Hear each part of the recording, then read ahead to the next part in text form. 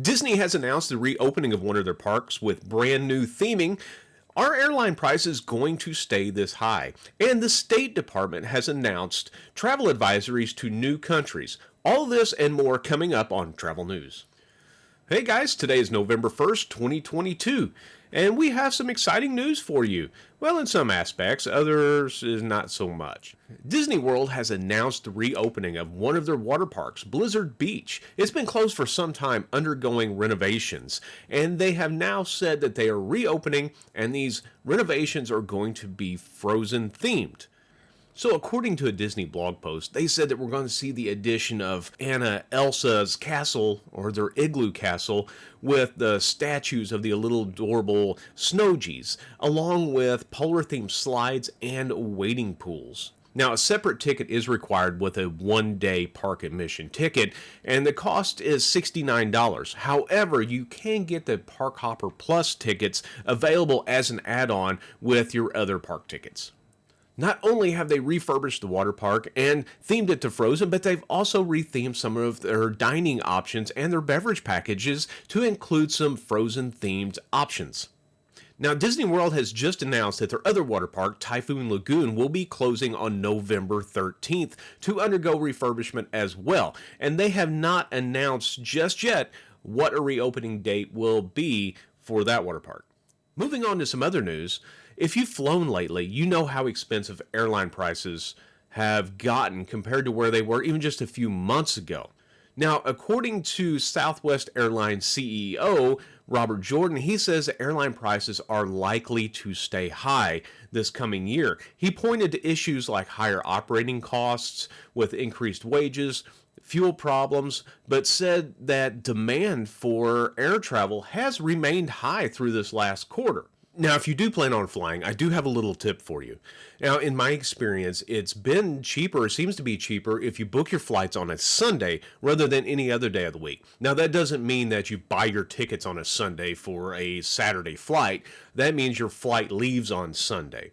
So if you purchase your ticket for a Sunday flight, for some reason, those seem to be cheaper, at least in my experience, than other days of the week. If you've had good experience with booking a Sunday flight, leave me a comment, let me know. Moving on to some news with Royal Caribbean, they just announced their largest booking day in company history of almost 53 years for the booking of the Icon of the Seas. Inventory went on sale on October 24th for Crown and Anchor members and to the general public on October 25th. The Icon is expected to begin sailing in late January of 2024. According to a statement from Royal Caribbean, they said that the 5,610 passenger Icon will come equipped with new features for the brand, including 6 water slides, a new neighborhood for young families, a 28 stateroom category, including a 3-level ultimate family townhouse. How awesome does that sound? 3 levels? Woo! The Icon will sail on a 7-night Western Caribbean from Miami year-round. Each cruise will visit the line's private island, Perfect Day at Coco Cay, along with several other destinations throughout the year. If you're looking to sail on the Icon, well, you might want to get it online and book it pretty soon, because the looks of things, this one is selling out fast. October was a busy month for the State Department as they've been issuing new travel advisories for destinations as most of the world has opened back up. So a majority of the countries are listed as a level 1, which they're calling exercise normal precautions, or level 2, where they say you just need to exercise increased caution due to risk ranging from crime, terrorism, civil unrest, and especially as the holiday seasons begin around the areas. I wanted to give you a quick update on some of the more popular destinations to give you an idea of what we're looking at for travel as the holiday season does approach, and it's coming pretty quickly. Hope you got your Christmas shopping done. So I'm also going to leave a link below to the State Department so you can look it up for yourself in case one of the areas you're wanting to travel is not one that I'm going to mention today. So let's take a quick look at some of the more popular areas and just get a quick update on what the State Department has listed them at. France has been bumped to a level 2, citing some civil unrest.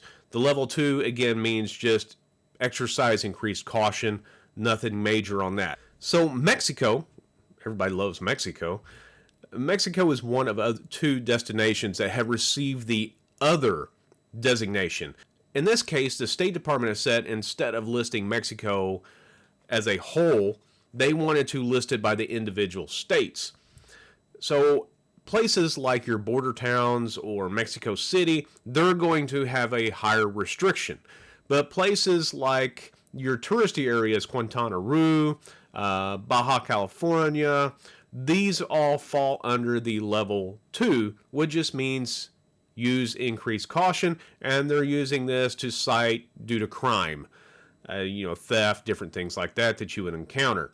So as you may remember before, the State Department was listing Mexico as a whole, and they would give it a high caution area when things were going on, say in the border towns, or there were some gang wars that really didn't pertain a whole lot to the tourist areas.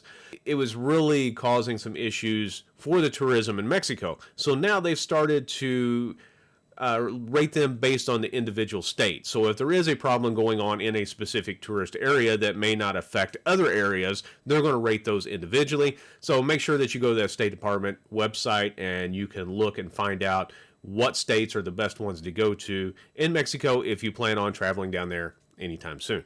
So moving on, United Kingdom, they have listed as a level 2, just advise.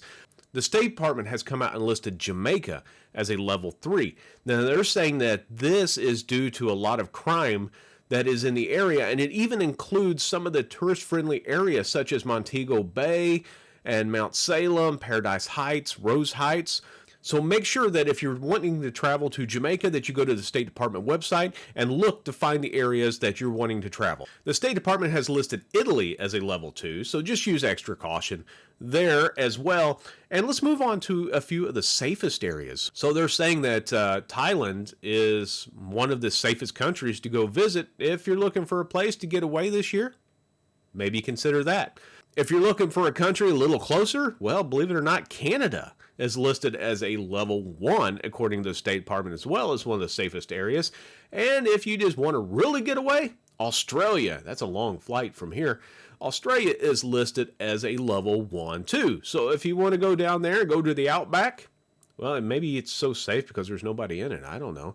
Dominican Republic is coming in as a level 2, so just exercise extra caution there. We just went to the Dominican not too long ago. I actually have a video out on that for some of the resorts that we went to. It is a great country. Really enjoyed it. Did not feel unsafe at all. So if you're looking for a place to get away, maybe a nice beach this winter, Dominican Republic is a good option for you. With so much stuff going on in the travel world, we want to make sure you guys stay up to date and in the know. And if you found this video useful, please hit that like and subscribe button, ring that bell so you don't miss out on our next video.